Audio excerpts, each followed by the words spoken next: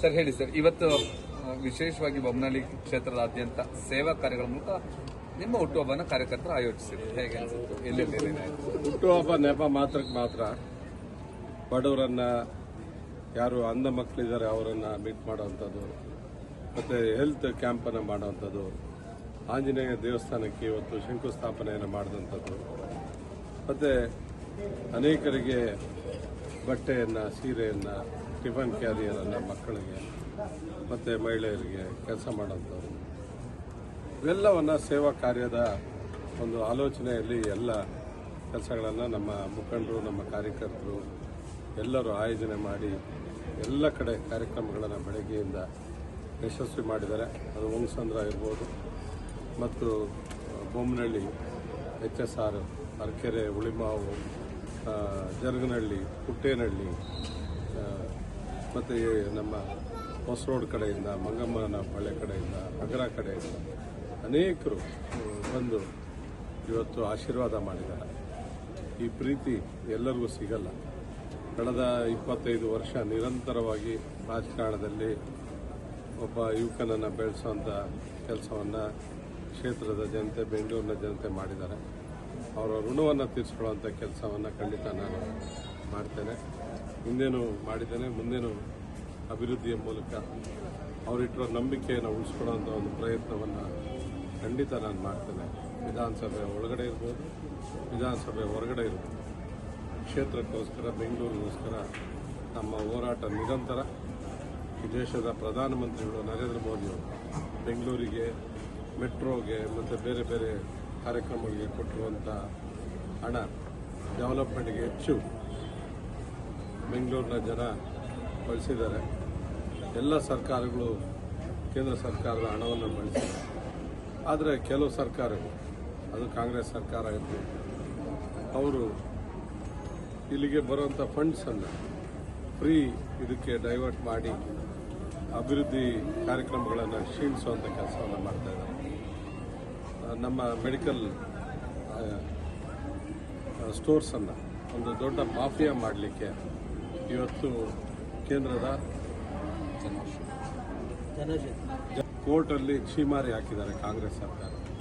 ಸುಮಾರು 70%, 80% ಕಡಿಮೆ ಜನೌಷಧಿ ಕೇಂದ್ರಗಳಲ್ಲಿ ಔಷಧ ಸಿಗುವ ರೀತಿ ಕೇಂದ್ರ ಸರ್ಕಾರ ಮಾಡಿದೆ. ನೀವು ಇಲ್ಲಿನ ಫಾರ್ಮಾಸಿಟಿಕಲ್ ಅವರ ಒಂದು ಲಾಬಿಗೆ ಒಳಗಾಗಿ ಜನೌಷಧಿ ಕೇಂದ್ರಗಳು ಜಾಸ್ತಿ ಆದರೆ ಜನಗಳು ಆ ಕಡೆಗೆ ಆಕರ್ಷಿತರಾಗ್ತಾರೆ. ಪ್ರೈವೇಟ್ ಅವರು ಬದುಕೋದಿಲ್ಲ. ಅವ್ರ ಹತ್ರ ಕಮಿಷನ್ ಏಜೆಂಟ್ಗಳಾಗಿ ಇವತ್ತು ಕಾಂಗ್ರೆಸ್ ಸರ್ಕಾರ ವರ್ತನೆ ಮಾಡೋದು ನೋಡಿದ್ರೆ ನಾಚಿಕೆಗೇಡಿತನ. ಇದು ಕೋರ್ಟ್ ಛೀಮಾರಿ ಹಾಕಿದೆ ಅವರಿಗೆ, ಸರ್ಕಾರಕ್ಕೆ. ಅಲ್ಲ ರೀ, ಅದೇ ಮೆಡಿಸಿನ್ಸ್ 70% ಡಿಸ್ಕೌಂಟ್ಗೆ ಜನೌಷಧಿ ಕೇಂದ್ರಗಳಲ್ಲಿ ಸಿಗೋವಾಗ ನೀವು ಮೆಡಿಕಲ್ ಸ್ಟೋರ್ಗಳಲ್ಲಿ ಹೋಗಿ ಇದು ಡಬಲ್ ಟ್ಯಾಕ್ಸ್ ಹಾಕಿ ಬಡವರ ರಕ್ತವನ್ನು ಹೀರೋದಕ್ಕೆ ಯಾಕೆ ಇದನ್ನು ಬ್ಯಾನ್ ಮಾಡೋಕ್ಕೆ ಹೋಗ್ತಾ ಇದ್ದೀರಾ ಅಂತ ಛೀಮಾರಿ ಹಾಕಿದೆ. ನಿಜವಾಗ್ಲೂ ಈ ಸರ್ಕಾರ ಕಮಿಷನ್ ಏಜೆಂಟ್ ಆಗಿ, ATM ಆಗಿ, ಯಾಕಂದರೆ ಕಾಂಗ್ರೆಸ್ ದೇಶದಲ್ಲಿ 2 ಕಡೆ ಅಥವಾ 3 ಕಡೆ ಇರ್ಬೋದು ಅಷ್ಟೇ ಸರ್ಕಾರ. ಅದು ತೆಲಂಗಾಣ ಮತ್ತು ಕರ್ನಾಟಕ, ಇನ್ನೊಂದು ಕಡೆ ಎಲ್ಲೋ ನನ್ನ ತಮಿಳುನಾಡು ಇಲ್ಲ, ಹಿಮಾಚಲ್ ಪ್ರದೇಶ್ ಅಲ್ಲಿ ಇರ್ಬೋದು. ಅವ್ರಿಗೆ ಎಲ್ಲೂ ಹಣ ಬರಲ್ಲ. ಅವರಿಗೆ ATM ಆಗಿ ಕರ್ನಾಟಕ ಮತ್ತು ತೆಲಂಗಾಣವನ್ನು ಉಪಯೋಗ ಮಾಡ್ತಾ ಇದ್ದಾರೆ. ಕೇವಲ ಹಣವನ್ನು ತೆಗೆದುಕೊಂಡು ಹೋಗಿ ಅಲ್ಲಿ ಕೊಡುವಂಥದ್ದು. ನಾವೆಲ್ಲ ನಮ್ಮ ಜನ ಪಾಪ ಗ್ಯಾರಂಟಿಗಳಿಗೆ ಸ್ವಲ್ಪ ಯಾಮಾರಿ ಓಟ್ ಹಾಕಿದ್ರಿಂದ ಇವತ್ತು ಅವ್ರು ಏನೇನು ಕಾಟ ಕೊಡಬೇಕು ಅಷ್ಟು ಕಾಟಗಳನ್ನು ಕೊಡ್ತಾ ಇದ್ದಾರೆ. ನಾವು ವಿಧಾನಸಭೆ ಒಳಗಡೆ ಗಟ್ಟಿಯಾದ ಧ್ವನಿಯನ್ನು ನಮ್ಮ ಅಶೋಕ್ ಮತ್ತು ವಿಜೇಂದ್ರ ಅವರ ನೇತೃತ್ವದಲ್ಲಿ ಎತ್ತಿದ್ದೇವೆ. ರೈತರ ಪರವಾಗಿದ್ದಾವೆ, ನಾಡಿನ ಪರವಾಗಿದ್ದಾವೆ, ಮತ್ತು ಬೆಂಗಳೂರಿನ ಒಂದು ಅಭಿವೃದ್ಧಿಗೆ ಏನು ಹಣ ಕೊಡ್ತಾ ಇಲ್ಲ ಅದರ ವಿರುದ್ಧನೂ ಕೂಡ ಹೋರಾಟ ಮಾಡುವಂಥ ಕೆಲಸವನ್ನು ನಿರಂತರ ಮಾಡ್ತಾ ಇದ್ದೇವೆ, ಮುಂದುವರಿಸ್ತಾರೆ. ಬೆಳಗಾವಿ ನೋಡಿ, ಅವರು ಅಧಿಕಾರಕ್ಕೆ ಬಂದಂಥದ್ದೇ ಫ್ರೀ ಗ್ಯಾರಂಟಿಗಳು ತೋರಿಸಿ ಈಗ ಅದು ಅವರಿಗೆ ರಿವರ್ಸ್ ಆಗ್ತಾ ಇದೆ. ಅವರ ಶಾಸಕರು ಕೂಡ ಅಭಿವೃದ್ಧಿ ಆಗ್ತಾ ಇಲ್ಲ ಅಂತ ಅವ್ರಿಗೆ ಕಾಂಗ್ರೆಸ್ ವಿರುದ್ಧ ತಿರುಗಿ ಬಿದ್ದಿದೆ. ಈಗ ನಾವು ಹೇಳಕ್ ಹೋದ್ರೆ ಹೊಟ್ಟೆ ಉರಿ ಅನ್ಕೋತಾರೆ. BJP ಅವರು ಹೇಳಿದಾಗ ಇಲ್ಲ, ಇವ್ರು ನಾವು ಅಧಿಕಾರಕ್ಕೆ ಬಂದಿದ್ದೀವಿ, ಹೊಟ್ಟೆ ಉರಿ ಇವರಿಗೆ ಅನ್ನೋ ಮಾತನ್ನು ಅವ್ರು ಹೇಳ್ತಾ ಇದ್ರು. ಇವತ್ತು ಶಾಸಕರು ಕಾಂಗ್ರೆಸ್ನವರೇ ಉಗಿತಾ ಇದ್ದಾರೆ ಅವರಿಗೆ ಅಂತ ಹೇಳಿದ್ರೆ ಅವರ ಬಂಡವಾಳ ಬಯಲಾಗ್ತಾ ಇದೆ.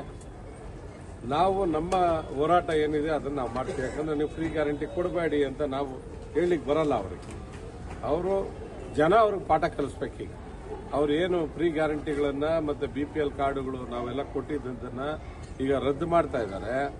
ಸುಮಾರು 20% ಅಷ್ಟು BPL ಕಾರ್ಡ್ ರದ್ದು ಮಾಡ್ತಾ ಇದ್ದಾರೆ. ಜಾತಿ ಸಮೀಕ್ಷೆ ಹೆಸರಲ್ಲಿ ಮನೆ ಮನೆಗೆ ಹೋಗಿ ನಿಮಗೆ ಸ್ವಂತ ಮನೆನ, ಬಾಡಿಗೆ ಮನೆನ, ನಿಮಗೆ ಕಾರ್ ಇದೆಯಾ ಅಥವಾ 2 ವೀಲರ್ ಇದೆಯಾ, ಈ ರೀತಿ ಕೇಳಿ ತುಂಬಾ ಅನೇಕರ ಬಡವರ ಕಾರ್ಡ್ಗಳನ್ನು ಕಿತ್ತಾಕುವಂತ ಕೆಲಸ ಮಾಡ್ತಾ ಇದ್ದಾರೆ. ಆದ್ರಿಂದ ಜನ ಇವರ ಬಗ್ಗೆ ರೋಸಿ ಹೋಗಿದ್ದಾರೆ. ದಿನ ಕಾಯ್ತಾ ಇದ್ದಾರೆ ಅಷ್ಟೇ. ಇವರೇ ಕಿತ್ತಾಡ್ಕೊಂಡು ಬಿದ್ದೋದ್ರೂ ಕೂಡ ಆಶ್ಚರ್ಯ ಇಲ್ಲ. ಆ ರೀತಿ ಪರಿಸ್ಥಿತಿ ರಾಜ್ಯದಲ್ಲಿ ಇದೆ. ಸಂಘ ಪರಿವಾರವನ್ನ ಮತ್ತೆ ಬಿಜೆಪಿಯನ್ನ ಮತ್ತೆ ಹಿಂದೂಗಳನ್ನ ನಿಯಂತ್ರಣ ಮಾಡಲಿಕ್ಕೆ ತರುವಂತ ಕಾಯ್ದೆಗಳು ತುಂಬಾ ದಿನ ನಿಲ್ಲಲ್ಲ. ಜನನೂ ಕೂಡ ಅವರಿಗೆ ಪಾಠ ಕಲಿಸ್ತಾರೆ. ಮತ್ತೆ ಕೋರ್ಟ್ಗಳು ಈಗಾಗಲೇ ಈ ರೀತಿ ಕಾಯ್ದೆಗಳನ್ನು ತರಲಿಕ್ಕೆ ಹೋದಾಗ ಅನೇಕ ಪ್ರಶ್ನೆಗಳನ್ನು ಕೇಳಿದೆ. ಮತ್ತೆ ಗವರ್ನರ್ ಅವರು ಕೂಡ ಇದಕ್ಕೆ ಅನುಮತಿ ಕೊಡ್ತಾರೋ ಇಲ್ವೋ ಗೊತ್ತಿಲ್ಲ. ಮತ್ತೆ ಇದಕ್ಕೆ ಮೇಲ್ಮನೆಯಲ್ಲೂ ಕೂಡ ಅನುಮತಿ ಸಿಗುತ್ತಾ ಇಲ್ವೋ ಇನ್ನೂ ಅನುಮಾನ ಇದೆ. ಯಾಕೆಂದ್ರೆ ವಾಕ್ ಸ್ವಾತಂತ್ರ್ಯ ಇದೆ ದೇಶದಲ್ಲಿ. ನಿಮಗೆ ಪಾಕಿಸ್ತಾನಕ್ಕೆ ಜಿಂದಾಬಾದ್ ಹೇಳೋಂಥವ್ರನ್ನ ಅರೆಸ್ಟ್ ಮಾಡಲ್ಲ ಈ ಸರ್ಕಾರ. ದೇಶದ ಬಗ್ಗೆ, ಹಿಂದೂಗಳ ಬಗ್ಗೆ ಗಟ್ಟಿ ಧ್ವನಿಯಲ್ಲಿ ಮಾತಾಡಿದಾಗ ಅವ್ರನ್ನ ಇವತ್ತು ಕಾಯ್ದೆ ತಂದು ಜೈಲಿಗೆ ಹಾಕಬೇಕು ಅಂತ ಆಲೋಚನೆ ಮಾಡ್ತಾರೆ ಅಂದ್ರೆ ಇವರೆಲ್ಲ ದೇಶ ವಿರೋಧದ ಆಲೋಚನೆ ಮಾಡ್ತಾ ಇದ್ದಾರೆ ಅಂತ ನಮಗೆಲ್ಲ ಅರ್ಥ ಆಗ್ತದೆ. ಆದ್ರಿಂದ ಇವ್ರಿಗೆ ಒಳ್ಳೆ ಬುದ್ಧಿ ಕೊಡಲಿ ಭಗವಂತ. ಇಲ್ಲ ಅಂತ ಹೇಳಿದ್ರೆ ಜನ ಇವ್ರನ್ನ ಒದ್ದು ಈ ಒಂದು ಅಧಿಕಾರದಿಂದ ಕಿತ್ಕೊಂಡು ಹೊರಗಡೆ ಹಾಕ್ತಾರೆ. ಈಗಾಗಲೇ ಕುರ್ಚಿಗೆ ಕಿತ್ತಾಟ ಮಾಡ್ತಾ ಇದ್ದಾರೆ. ಅಲ್ಲಿ ಶುರುವಾಗ್ಬಿಟ್ಟಿದೆ ರೇಸ್.